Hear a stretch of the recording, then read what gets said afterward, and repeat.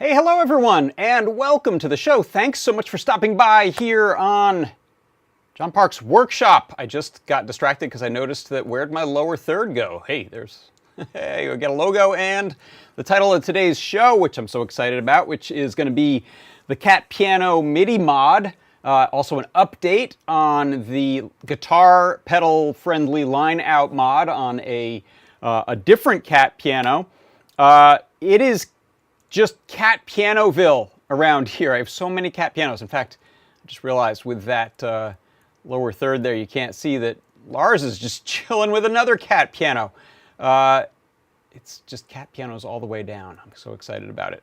So, what else have we got? I've got a coupon code for you today, so you can go buy some great stuff on the Adafruit shop and get yourself 10% off. I will reveal that soonly. I've got, what else? A little recap of the JP's product pick of the week from this past Tuesday, just a couple days ago. I've got a really snazzy CircuitPython parsec for you, featuring a brand new library from America's sweetheart, Todd Kurt. I've also got, what else? I don't know. Let's just get to it, shall we? So first of all, I mentioned a coupon code. So if you head on over to this place right here, adafruit.com, and you head to products, you can see we've got the featured products, you got the new products, you got a bunch of categories there. If we head over to the new products, in fact, it's a bunch of cool stuff that just went up in the store. Rick H mentioned over in the YouTube chat Metro M7. I don't know, is that up? We had a handful of those available, I think. Oh, it says more info. Yeah, so if you head over to that Metro M7, that thing is still baking, still in process, I think. But you can click on more info there and sign up to get an email when that's in stock. But anyway, if you find some stuff, new or old, that you want to get, and you want to get yourself a nice discount on that, then use today's coupon code, which is CATSMEOW.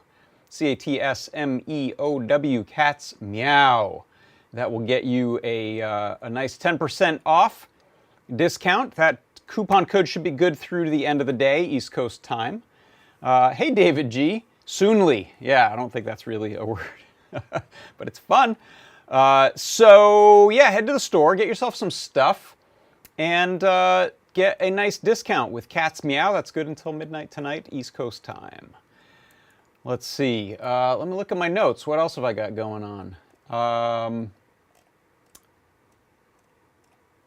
Free stuff. Yeah, did you know also, if you head, let me go back to this window here. If you head to adafruit.com/free, that'll let you know what free deals there are for different order levels. So if you spend $99 or more, you get a free Permaproto half-size breadboard. I love these. I use them a lot. In fact, I've got one in today's project. I actually just had to place an order for some quarter-sized ones because I think I'm out of those, and those are great for certain things, as you'll see. If you spend $149 or more, you get the KB2040 keyboard. Hey, that's another funny coincidence. I'm using that in today's project, too. You can get one for free if you spend more than $49 or more. For orders over $200, you can get UPS ground shipping in the continental United States for free. And if you spend $299 or more, you get a BBC Microbit V2 and these stack. So if you spend the full amount, you'll get all 4 of these perks. So that is our free stuff, and you can layer the Cat's Meow coupon code on top of that to get yourself 10% off in the store. All right.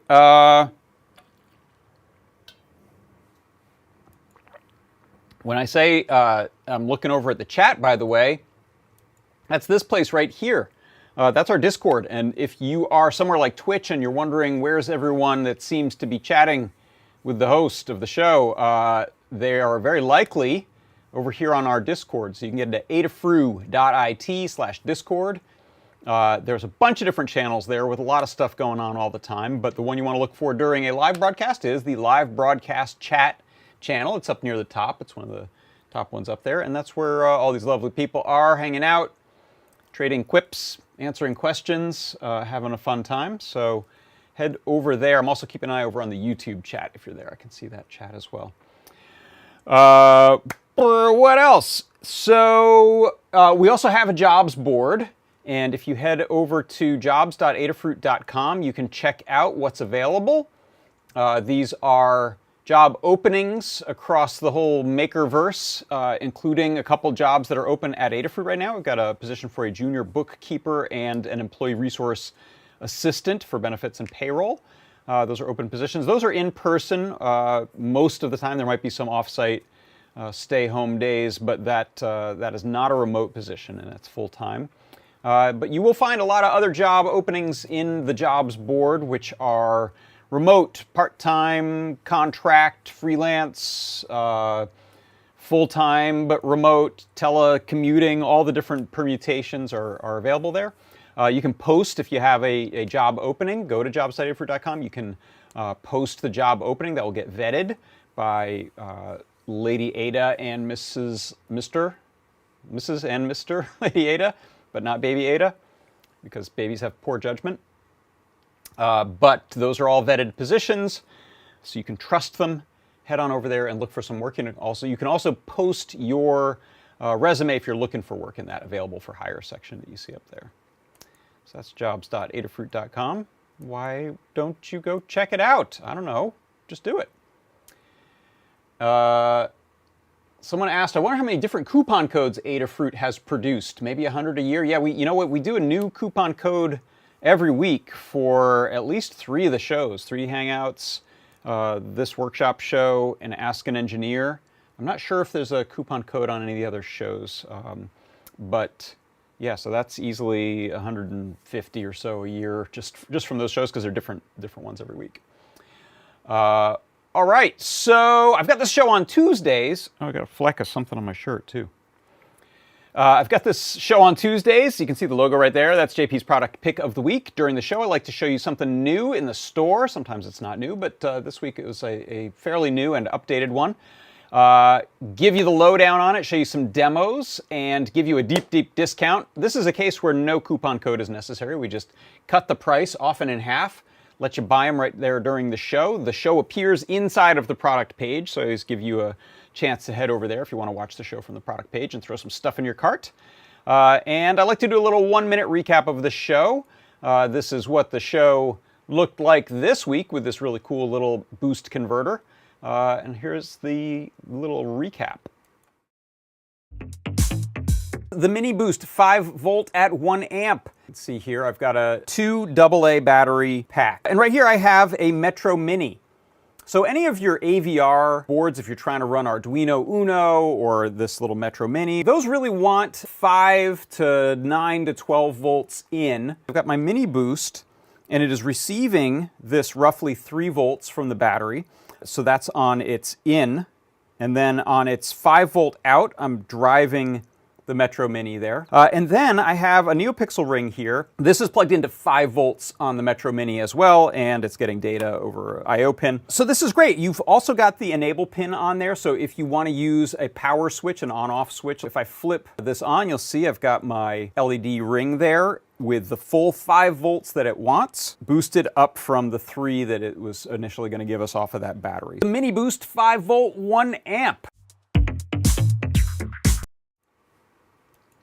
Yes, indeed, that was it. And coincidentally, I may also end up using one of those in today's project if I go with a battery-powered option on it, because it's one of the things we'll be looking at is another Meowsic cat piano mod. Of course it is.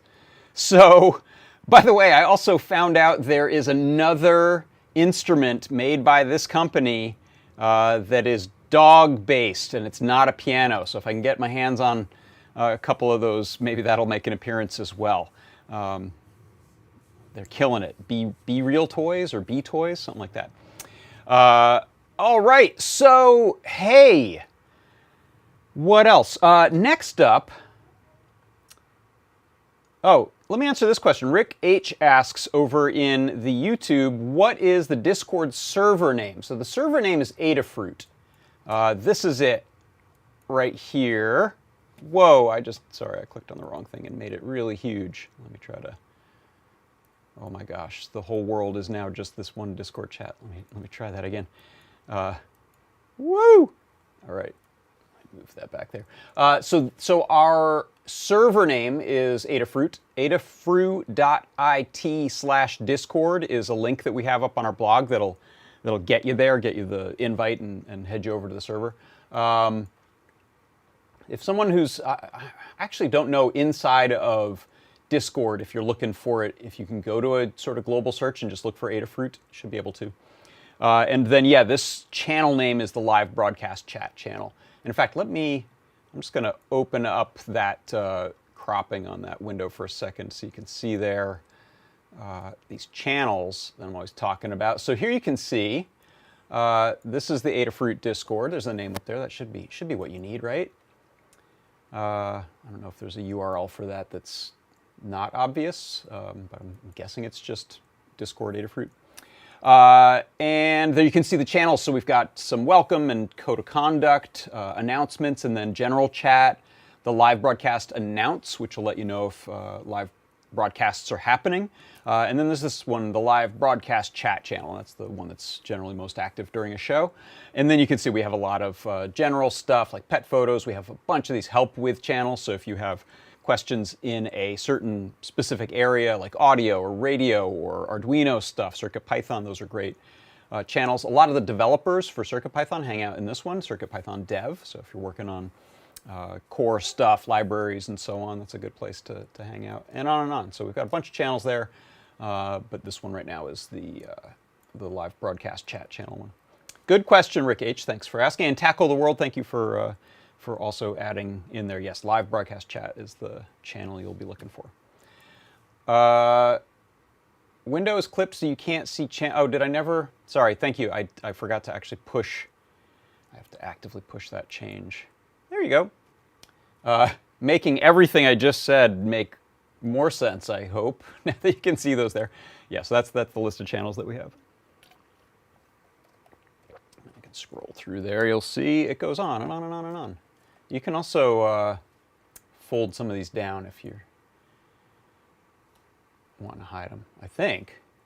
Topics. Oh, that's weird. It didn't fold them. It folded one of them. I don't know why that is. The keyboards one is the only one that folds. Freaky. Oh, yeah. So thanks, Katney, for mentioning. Yeah, DJ Devon 3 was trying to add a link, but our robot moderators and human moderators try to prevent links from going up in here because it can lead to a bunch of spam. Okay, so that's enough on the Discord, but keep hanging out there. I'm not saying I'm done with it or anything. Just I'll stop yakking about it, and instead let's get into a super cool, I think, CircuitPython parsec.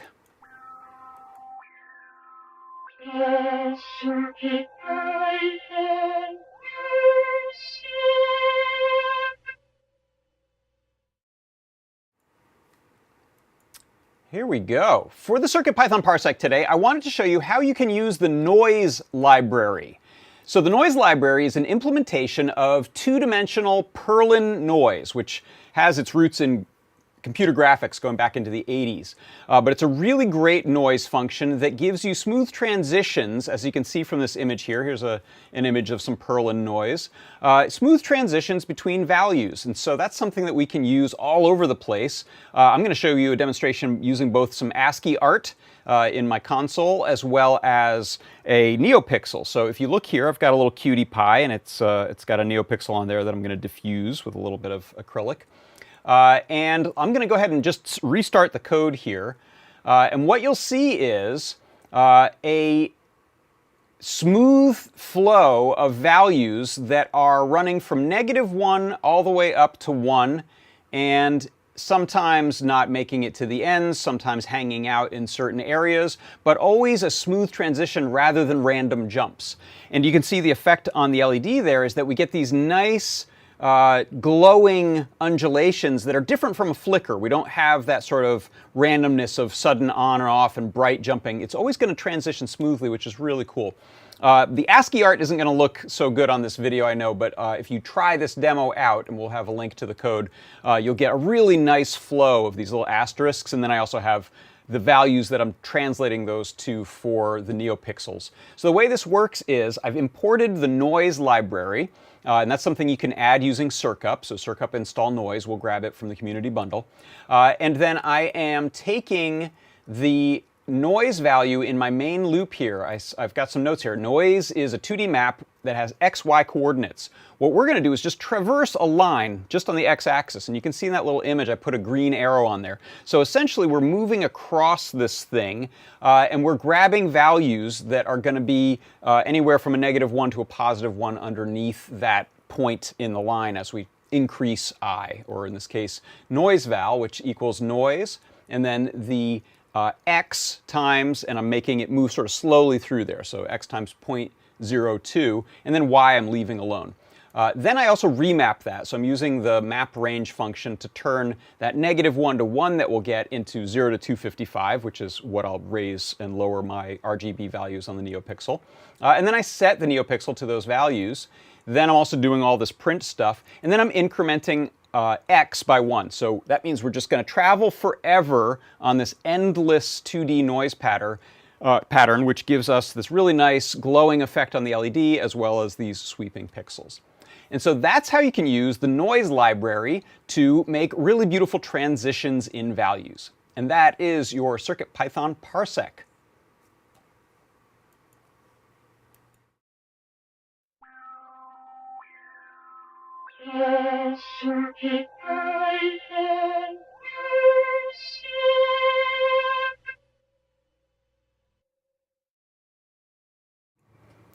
And I saw a note from David G who said, "I hear no noise," which sends me into a panic because that makes me always worry that my audio has stopped working. But I think you're just saying, yeah, we're not doing any audio noise from this.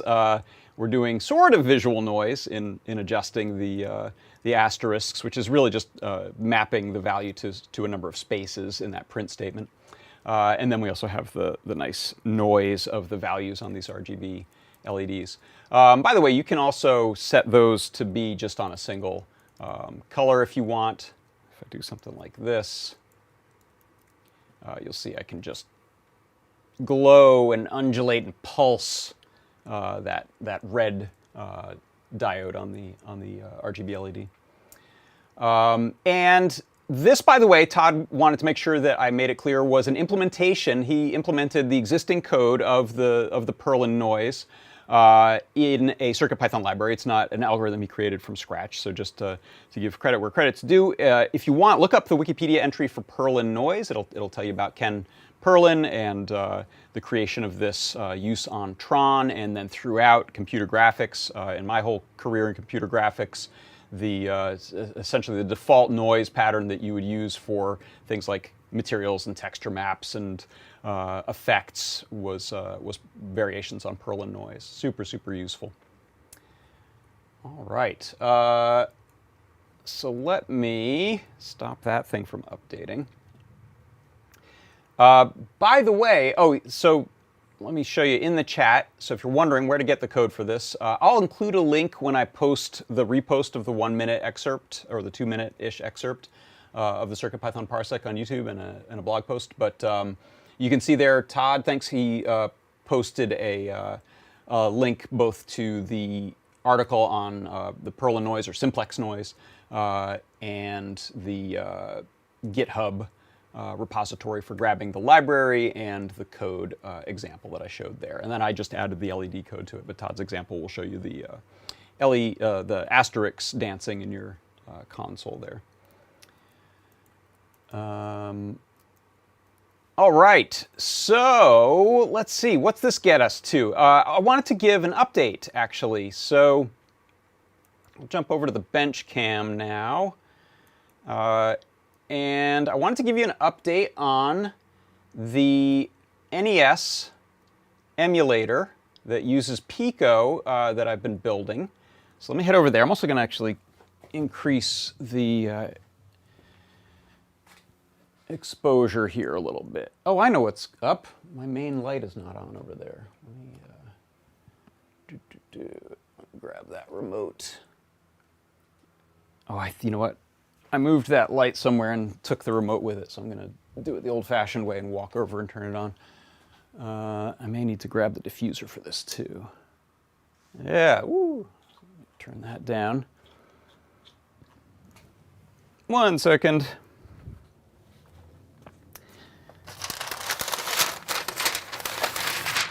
This is the problem when your studio lights are also your location lights. Things tend to get moved around. I'm just throwing a little diffuser in front of that. Okay, that'll be a little better. So let's see, if I turn on some lights, I may not need to adjust that camera. No, that's good. Okay, there is light. So this is where this started, which is the Pico, the DVI breakout, and the SD card reader, as well as a little enable switch. And the code, which was from Frank Codemaker's, it's Pico-Info NES Plus is the emulator. Sorry, I know that that's too tiny to read. Initially, this used a USB gamepad, and it was limited pretty much to a PlayStation DualShock 4 or DualSense from the PlayStation 5. Expensive controllers, so I wanted to see if we could get something generic. That's actually kind of hard to do. Phil B tried to work on making generic USB gamepads work and ran into some issues with it. Also, I noticed there was a bit of input lag with USB. I noticed that mostly once we switched to using a proper NES controller. Again, Phil B added the code to this emulator, this Pico emulator, so that we can use the shift register style of a original or clone NES controller and the SNES controller, which actually is compatible with it. So I had grafted this on, used Phil's code. Phil's code got released into the main line of the emulator, so now you can use either USB or NES type of control. You can actually have them both plugged in at the same time, which is kind of wild. And this is a Nintendo emulator. The ROMs go on our little SD card, and the DVI output in the shape of an HDMI plug sends video and audio to your television set. So after this worked, I made a revision on the board, and I think I showed this on the show. This is what the revised board looks like. So you can see mostly I just added 3 little sections here, which are this NES controller port, which is what one of those there looks like. This is a right angle one that mounts right on the board, has some nice plastic standoffs that sort of snap in there, as well as an SNES controller, which you can see right there, that type of port. Also found some 90-degree angle ones just on AliExpress.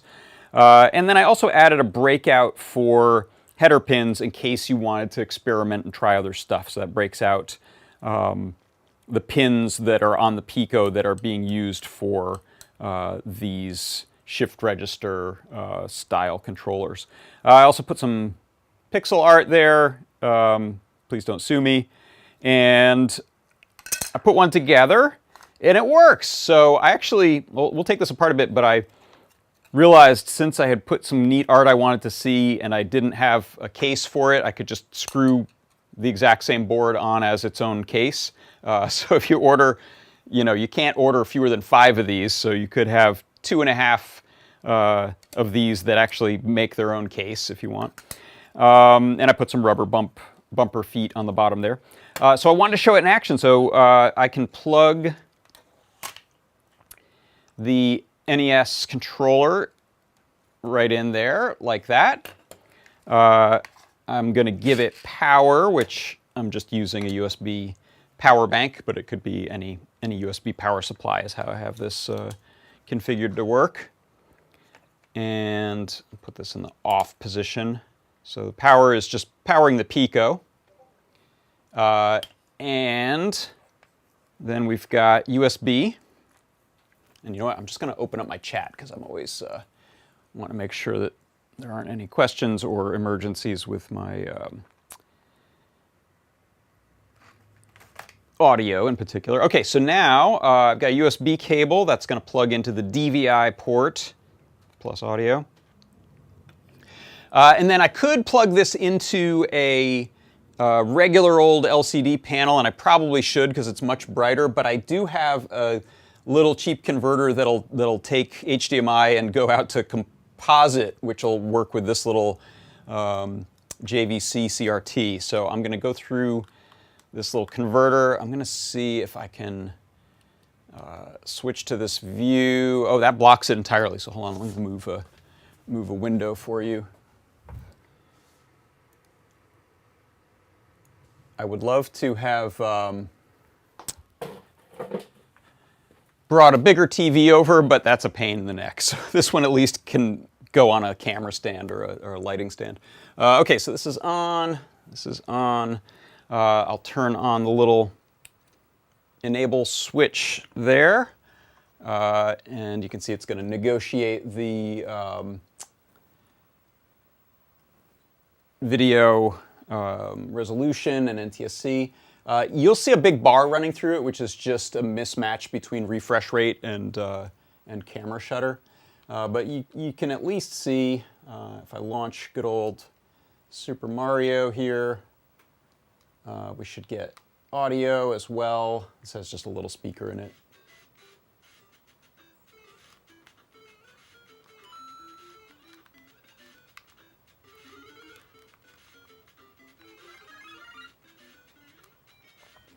So yeah, definitely, it's harder for me to show it here than just playing it, but I definitely found that we have less lag with for the controller input with this little version of it that uses a proper Nintendo controller versus the USB, which is nice. I'm not playing well enough to make any of that seem true, but it's I'm probably getting a little bit of lag from the HDMI converter there. In fact, I've shown this enough, so I don't need to plug it in somewhere else. You'll just see an NES game getting played. But the more exciting part, honestly, is just this: the fact that we've now got. Pause this. Now got the NES controller working with it. Nice, neat kind of assembly of the board there. Let me pull off the top PCB there. Hey, Ty-F. Love to hear that old tune. Absolutely. Yeah, I wish during pause it would keep the song playing. That would be kind of nice. I can't remember. I think the attract loop is muted on it. So let me zoom in a little closer there. And there you can see it. It's running still. It's live.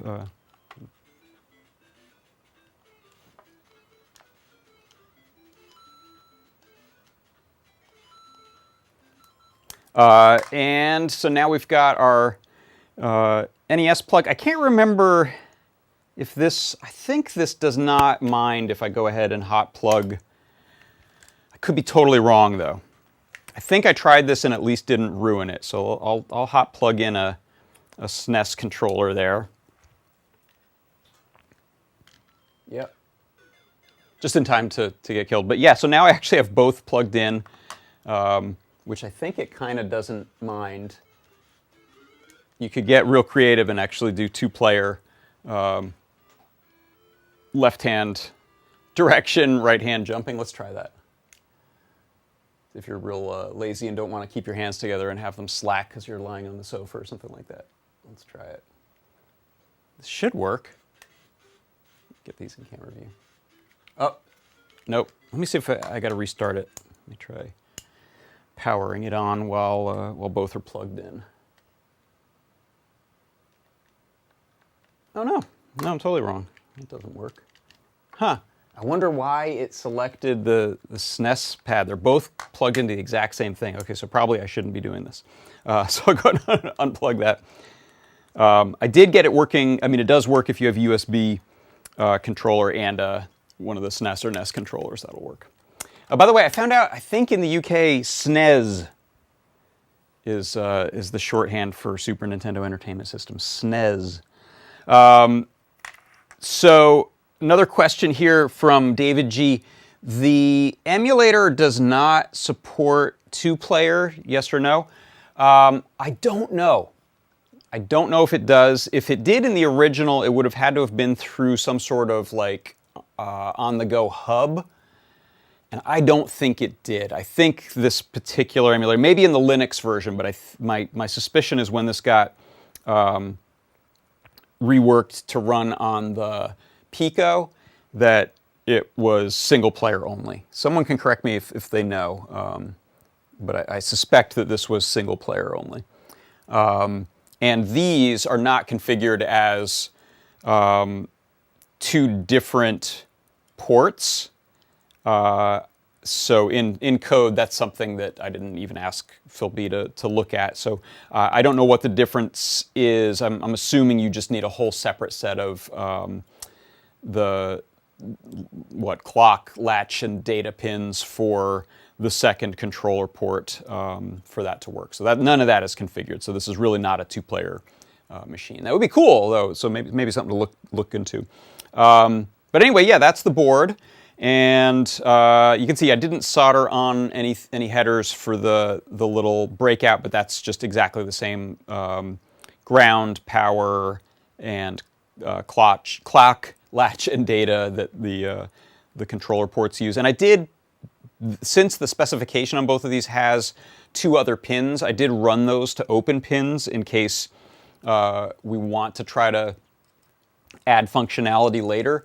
I believe what those are used for are things like the joystick controller, maybe Rob the robot, and maybe some others use two other data pins for sort of what they call special joystick functions or special gamepad functions, but I don't know a lot about it. So anyway, that's this. I'm going to put this board up on the GitHub for the project, so that's fhodemakers/pico-info NES plus. I'll put that link up in the Discord after the show, unless someone wants to throw it up there now. But that's got Phil B's code in it that allows us to use the NES controllers, and then I'll put the board Gerber files up there so that if anyone wants to make some, they can. All right, so that's that project. Let me head over here and get set up for the next stuff and see if anyone's got other questions or thoughts before we move on.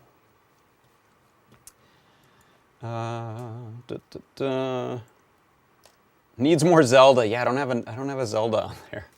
That's a good idea. I did actually on the green board there. It's on the SD card, so I could pop it over into there. Yes. Okay, so let's see, next up, we'll dive into some cat piano, Meowsic stuff. But before I forget, you know what, since I said cat piano, let me remind you, if you want to buy some stuff in the store today, you can head over to adafruit.com, go to the products page, it's the main page you'll get to, chuck some stuff in the cart, maybe just at random, or maybe specific things you want. I don't know how you live your life. I'm not going to tell you how to do that. But if you want to get 10% off, type cat's meow into the coupon code box at the end on checkout, and you'll get 10% off. So, cat pianos. Last week, I had pulled apart one of these guys, one of these little cat pianos. Let me grab one for reference. And this was modification number 1. And what I'm planning to do actually is, I think, a couple of different guides that will cover these sort of 2 main scenarios. So, cat piano here by default. If we turn it on, all right, we can play.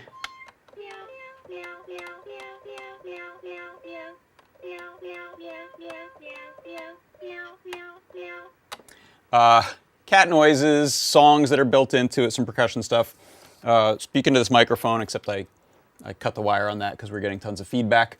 When we do the other thing, and that's what I did last week, was add a line level output for guitar pedals and guitar amps, and that whole sort of ecosystem plays well with other music gear for sure. You can run it through other stuff as long as you have ways of gaining things up to the proper levels into Euro rack or semi-modular or other synth stuff or audio interfaces to put it onto your computer and run it through Ableton. Any of those kinds of things are possible. On this I was using a 1/4-inch Switchcraft guitar plug jack, guitar jack. And after the show I went and mounted that. So I've got a level for that. I've got the output that we plug the guitar into, and I mounted the stomp switch there. So that you don't have to stomp it. You can use your fingers. It's actually a not very hard to press one. But any sort of single pole, single throw switch, SPD single pole dual throw switch would work for that. A switch, not momentary, an on-off switch would work for switching between onboard speaker versus line out. And then I showed how to solder all that stuff up last week. I just wanted to show you that I've now got it nicely mounted. I found some nice spaces in there that stuff works. And with this particular, there we go, this particular knob that I've got on there, which is kind of classic knob, it's like a jaunty little fascinator for the cat. Cute little hat, tiny cat hat, right? So that's Meowsic number 1. I won't play this one through amps and stuff today. We did a bit of that last week. I'm gonna get, I'll do a demo video of it going through like a reverb and a delay, so it sounds extra lush and fun. So that's the first way. So what I wanted to do though is leave that one alone, because that one uses the built-in sound engine, the synthesis engine on a chip that's in the cat piano, and just lets us get a nice, clean output to do other stuff with. But what I got curious about was, could I tap into the keyboard matrix that the keys run to the little board and just hijack that so that I could turn it into my own MIDI keyboard? So what I want to do is show you how that process went and the results of where I'm at, and some demonstrations and stuff. So let me head back over to the bench here, and I'm gonna just fix one of these camera guys here. All right, so for this one, say goodbye to the NES here, and turn off this TV too. And unplug that. Set this over here in the NES stuff corner.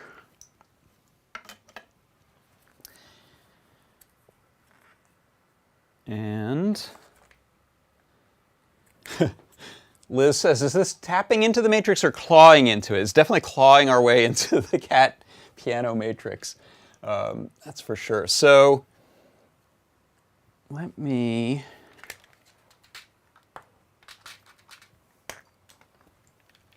set one more controller over there. Okay, so here is a fresh cat piano. I'll zoom out a little bit more there. And this one just arrived from Target. In fact, my wife was out at Target and she said, hey, they have 4 more of those cat pianos. Do you need some? I said, actually, yeah, I could use 2 more. Whoops. So these are the many, many screws that hold the case on in the back. And it's actually a good idea to have 2 containers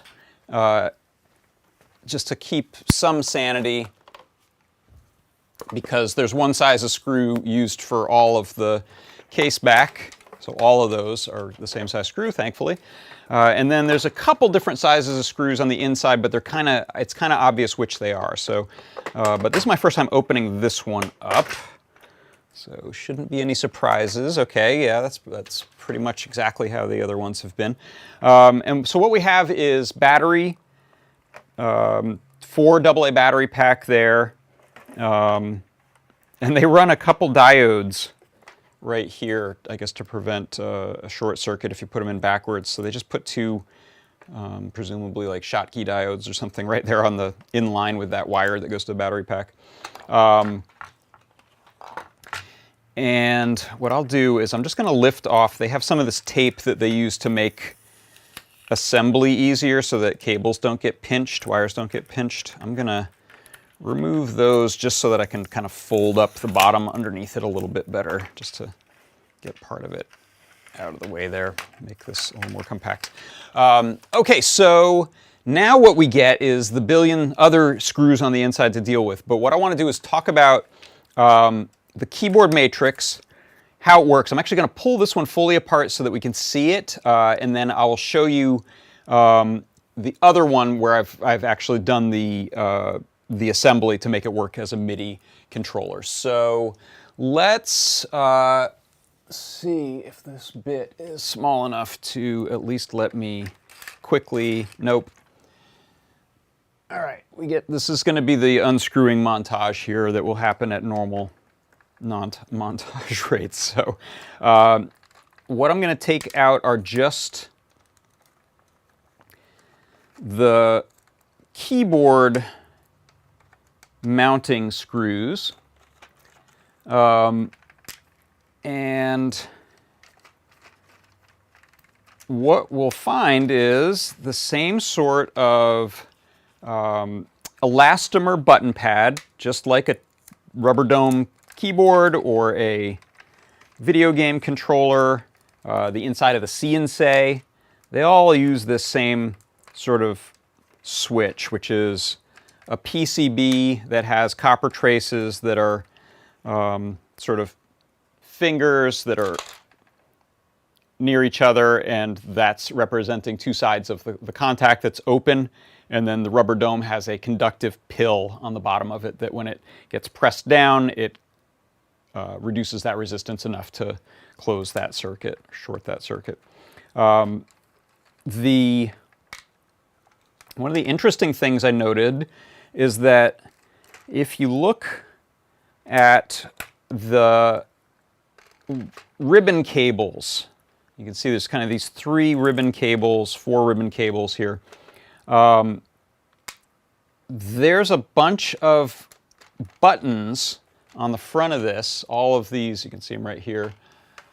All of these buttons and volume knobs and stop button, the tempo, the voice selection, all of those are running on one, I think. I haven't figured out these guys down here yet, but all of these buttons here, there's like 4 or 5 buttons here, they're all in the same matrix as the keyboard itself.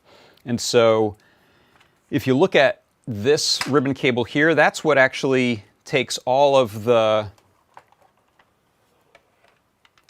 5 buttons right here and brings those to the keyboard's key switch PCB, and then runs that down to the main board. So the main board is actually just getting from the key switches these 2 ribbon cables, but some of that is actually being shared by these buttons down here, and then same with this little one off to the side. So this little one off to the side, I'm not using those, or these onboard buttons I'm not using.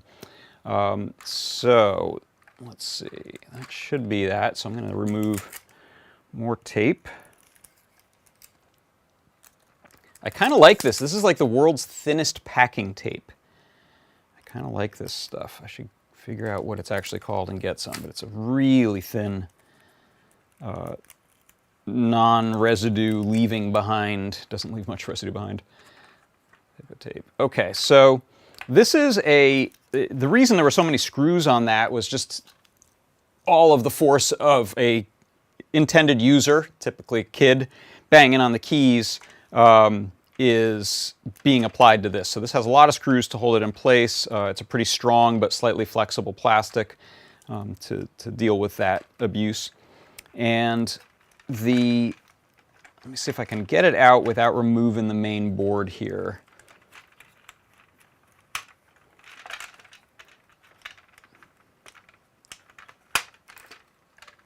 And then we'll see if I can flip it upside down, because what we want to get to is what those plastic keys are hitting when they kind of lever up. So pressing those keys kind of makes them lever. Okay, so I will have to take out these button boards that are for the stop button and the two little song buttons. So there's like 3 and 2 screws each holding those. Let me just get those out. So far these have all been the same screw. I think it just gets different. The speaker screws have a much wider diameter head, so those ones are easier to keep track. And then I think there were 3 little super short screws in another place. I took photos of these as I went, so I think I can get them assembled properly on the way back. It's kind of a crucial step there.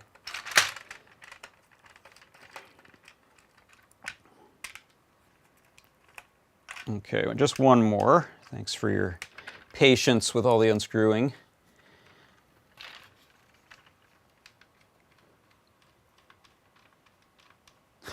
David G said the shop, the Target where I've been getting, they're going to think that there's a huge increase in this market for this product and get boatloads more. Fine, if they will keep selling them, I'll keep buying them. Oh, those are shorter. Okay, yeah, I'll keep that in mind. I think some of those little button ones, you can see they have sort of smaller little bosses that they screw into. Okay, so this should allow me now to flip this upside down, and I'll zoom the camera in a little bit.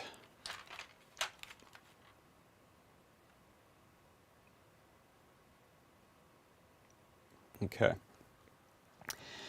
So you can see here there's this strip of elastomer, and I can pull that off. It actually is pressed in with these little stepped nubs here. Those just get pulled through to the other side, so you can put it back on and get it exactly right just by pulling those back through.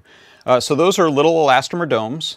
They're springy, they press and return, and they have a little black conductive pill at the bottom, which is what makes the contact on all of these little pairs of traces, these little sort of fingered pairs of traces. So often you'll see these circular, these happen to be rectangular, it doesn't really matter.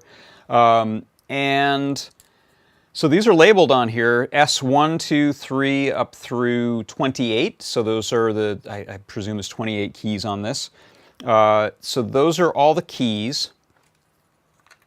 When any of these keys get pressed, you can see they lever up, and they have a little cross-shaped post, which is what contacts that rubber dome to press that, to make it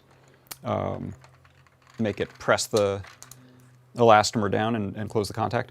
And if we look here, here's an example of, here's one switch off to the side, which was one of those play a song switches.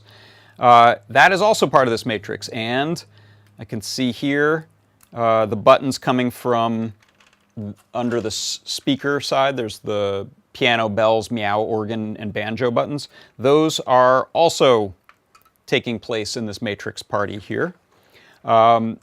They're labeled with pin numbers, which some of them are actually overlapping.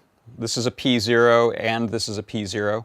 But if I look at these two here, this one I actually had to remove the hot glue on these because I desoldered these two cables to plug them into my KB2040. The pin numbers were, I think, obscured by the hot glue, so you can't see them on here. Is that right? Yeah. But these are P0, 1, 2, 3, 4, 5, 6, 7. And then these are connected to the board right here. So that's our first matrix, and actually it's labeled here, same thing. P... Oh, that's funny. These are not the same numbers on it. There's a mismatch there. I don't know if that's the same with the one I just did, but yeah. So this is a row of 8, and this is a column of 6, or vice versa. I forget which one it is. What I think is that there's actually 2 more unique wires from this side here. And so this is my suspicion. I'm kind of hoping that it's an 8x8 matrix, which will make life easy. So I'm going to check which are the unique lines here with just a continuity tester, just checking each of these points and each of these. And if I find 2, I'm going to plug those in as the other 2 columns and see if that allows me to pick up those buttons as button presses as well. But what I did on the one that I've grafted into MIDI over here is I essentially just used these ribbon cables, actually desoldered those and put my own. But you really just, you could cut and reuse these ribbon cables to get a set of 8 pins for column and 6 pins for row, or vice versa. And that'll get you to exactly where I am right now. So I'm going to move this one out of the way, and let's take a look at the one I have performed that surgery on. I've got to find a way to tell this phone to stop falling asleep. Hold on one second. Where is that energy setting? Hold on. Here, let's do a camera change just for fun. Settings. Display and brightness. Auto lock. Never. Okay, now I can keep an eye on the Discord. I need to get that iPad back that I had over here. I don't know where that one went. Actually, I do. So, Discord, there we are. Oh, that's cool. Here's the Pepe. He's Pepe? He's some sort of crocodile or something? Yeah, it looks like the same exact keyboard, though, as far as functions and stuff. Just doesn't have the microphone, which is fine. I don't like the microphone. So, here is one that I have made that surgery to. And so what you'll see, plug some things here, is I have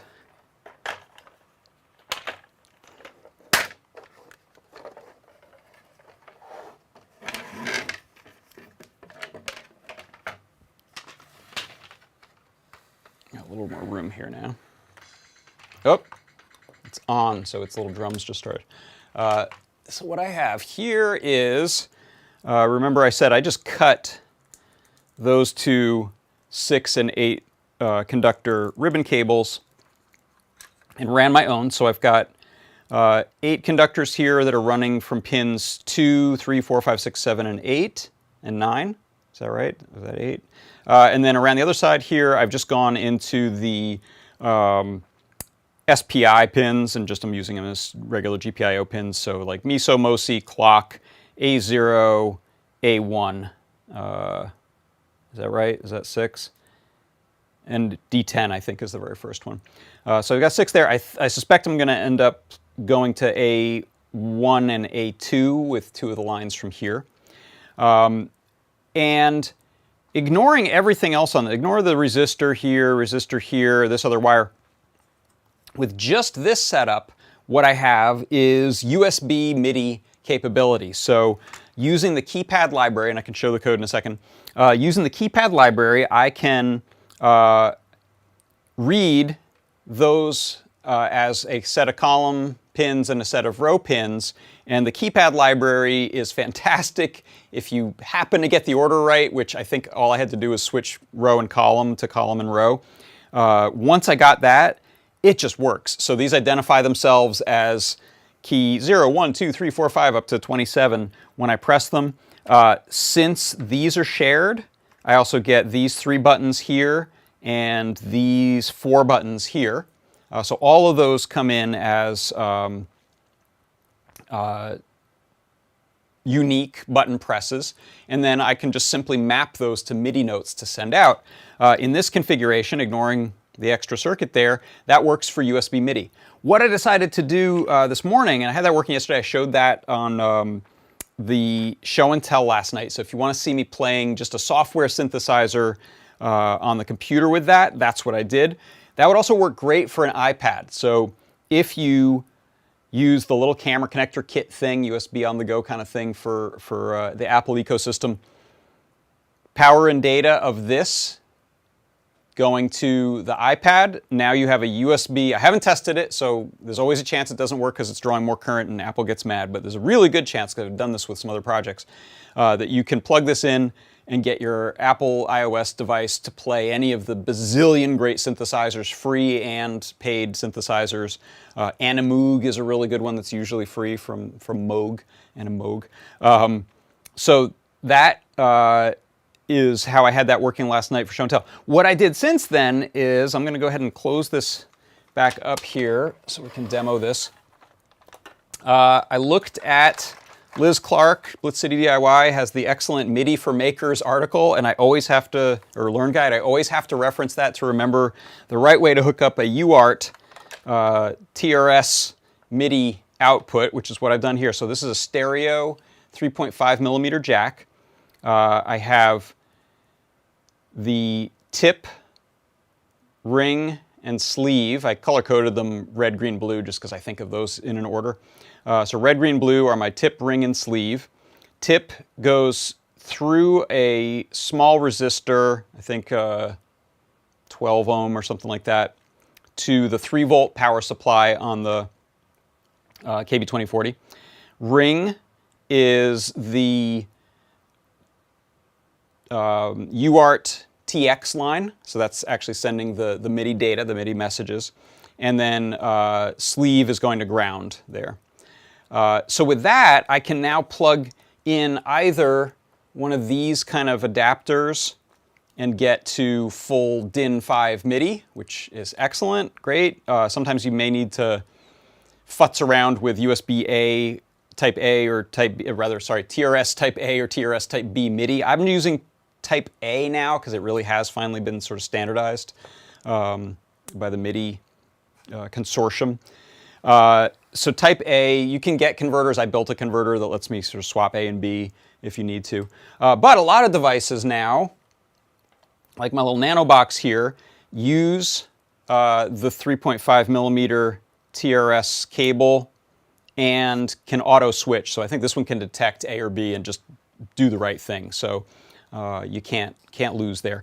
So if I plug power into my KB2040 now, that means that we're now going to be reading this key matrix, and it means that I'll be sending out the TRS MIDI to this little synthesizer here. This is a little nano box from 1010. It's actually also sending USB MIDI. So if I just plug this only into USB, and I'm actually just having it send both.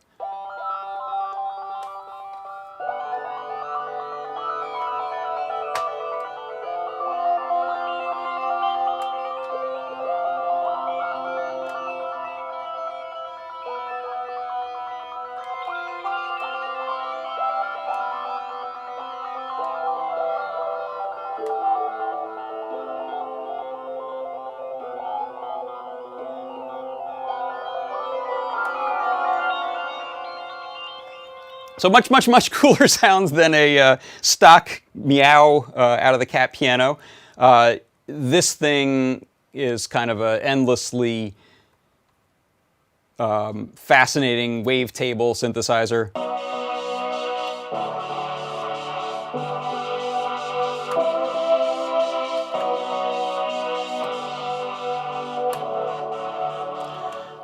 it can be polyphonic. That sound doesn't really sound great polyphonic. Let's find something that is.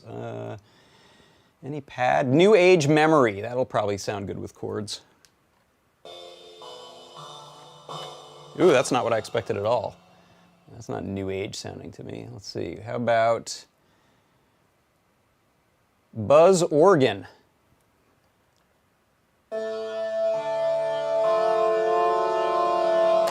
Ooh!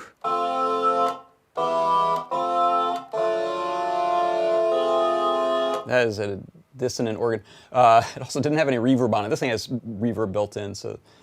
Oh, Drama for Nothing. All right, how's this?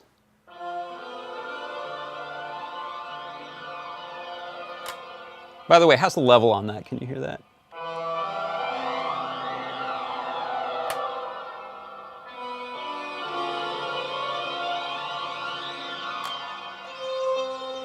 Like I said, these buttons here, I can read them. They just show up as my button presses. I'm not doing anything special with them. I'm not filtering and saying, hey, let's do something different with them. So right now, they'll act like other notes.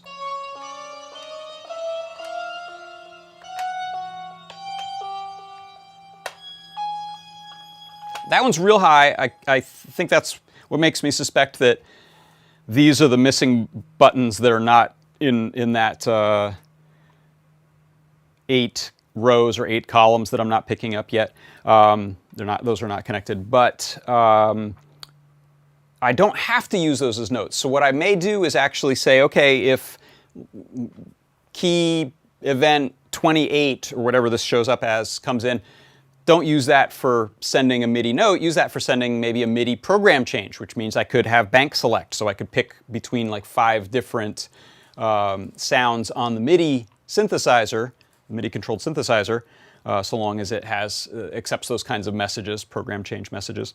You could also send CC. A lot of CC wants to be a knob, and nothing on here is a knob, but some things you could make a CC essentially on-off, 0 to 127 with some of these. So the sky's the limit, really. You could code this little KB2040. This is all in CircuitPython, by the way. Code that to accept MIDI, or rather button presses, and do whatever you want. They don't all have to be MIDI. So that's kind of where I'm headed with that software-wise. My next step is just going to be see, can I get these also? Right now, the funny thing is I didn't do anything other than disconnect those 2 sets of ribbon cables. So that means when I power this on, the guts of this are sort of an independent other thing. So I'm playing MIDI over here, but I'm playing the silly little...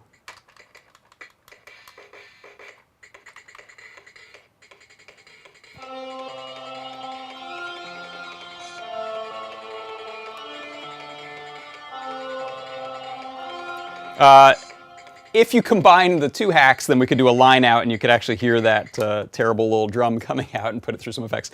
But I think I'm going to wipe all that out. I don't really have a plan for the microphone. Actually, that's still hooked up, so you can do some little feedback. That's the terrible, terrible microphone. So feedback is possible with that. And now with these little, this is a nice little. I forgot the nut for it in the house, but this is a nice little threaded TRS 3.5 millimeter connector, which means I can drill a little hole somewhere, maybe in the ear or something like that, and add the MIDI output.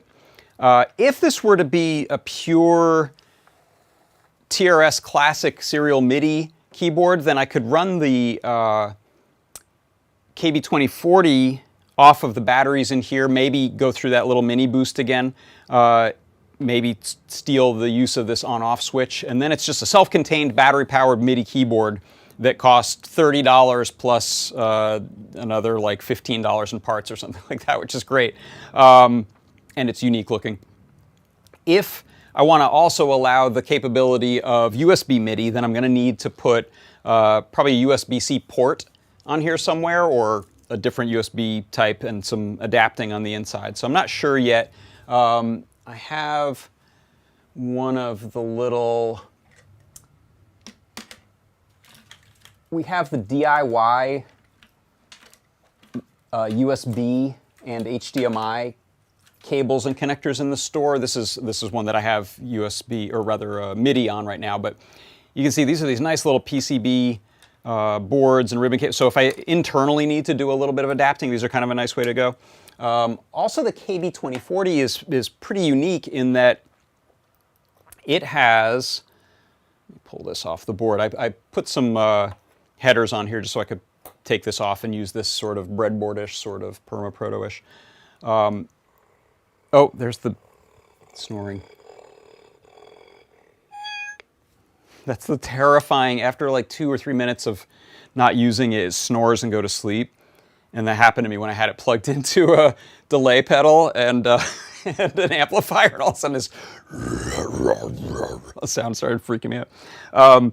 If you take a look at the bottom side of, no, it's actually right here on the top. There's the D- and D+, and then we have raw and ground. So if you jumper raw, which I actually do have jumpered here, you could power this and send data over 4 wires instead of a real USB cable. So that means whatever your solution to adding like a panel mount thing, you no longer, I always hate this, on the inside of a project and you've got a full-blown, I mean, it takes up quite a bit of space and you're always trying to like route these things.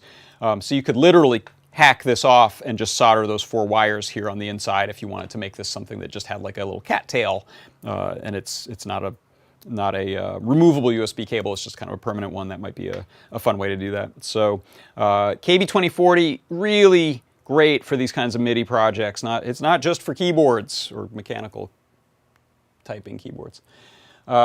So let's see. I think that's it. I think that's where that's going. Like I said, I'm going to put together a couple guides so you can do the guitar line out version and use the built-in sounds, or the full-blown, this is now my MIDI keyboard that I can do anything I want with it version. So I still have 2 others. I don't know if those are going to get different treatments. I could circuit bend one. That might be kind of fun to just warp the heck out of the existing sounds. But we'll see. There's always more cat pianos, more Meowsics.